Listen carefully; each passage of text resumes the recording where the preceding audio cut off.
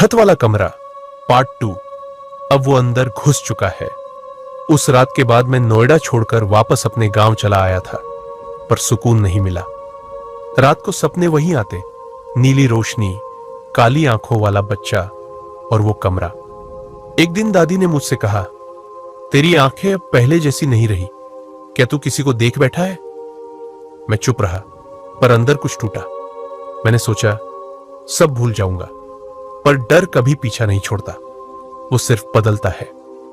एक रात जब मैं अपने गांव के कमरे में सो रहा था, मुझे लगा जैसे किसी ने मेरी छाती पर बैठकर सांस ली हो। मैं उठ बैठा और सामने देखा, कमरे के कोने में वही बच्चा खड़ा था। अब उसकी आंखें और भी गहरी थीं। उसने कुछ नहीं कहा, बस मुस्कुराया, फिर धीरे धीरे पीछे की दीवार में घुस गया। हाँ, दीवार में जैसे पानी में कोई डूब जाए। मैं सुबह उठते ही पंडित जी के पास गया। उन्होंने मेरा चेहरा देखकर ही कहा, बेटा, तुझमें अब अकेला तू नहीं रहा। उन्होंने एक काली माला दी और कहा, 3 दिन अगर ये टूटी नहीं तो तू बच सकता है।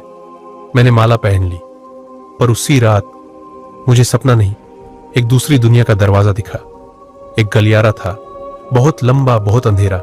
दीवारों पर नीली रोशनी थी और वहां कोई गा रहा था, एक बच्चा, धीरे धीरे। एक कमरा, एक चेहरा, एक सांस, तेरी आखिरी आस।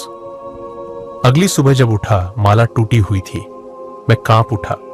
मैंने गांव के पुजारी को बुलाया।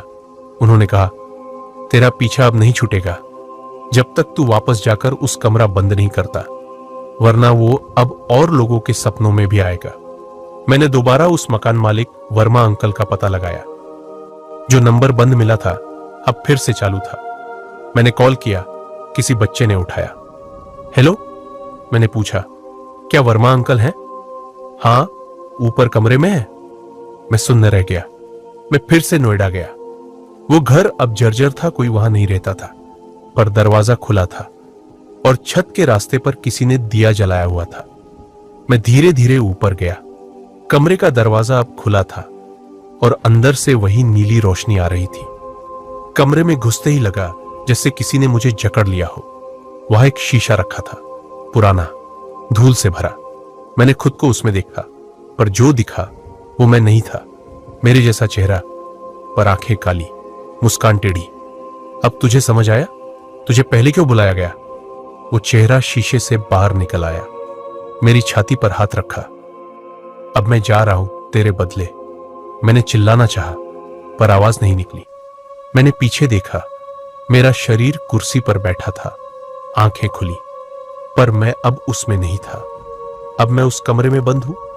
हर रात वही गलियारा, वही नीली रोशनी, वही चेहरा, और बाहर जो निकला है वो अब आपके बीच है। अगर कहानी ने आपको डराया तो कमेंट में सिर्फ इतना लिखे, अब वो मेरे आसपास है। और चैनल को जरूर सब्सक्राइब करें, क्योंकि अगली कहानी शायद आपकी हो।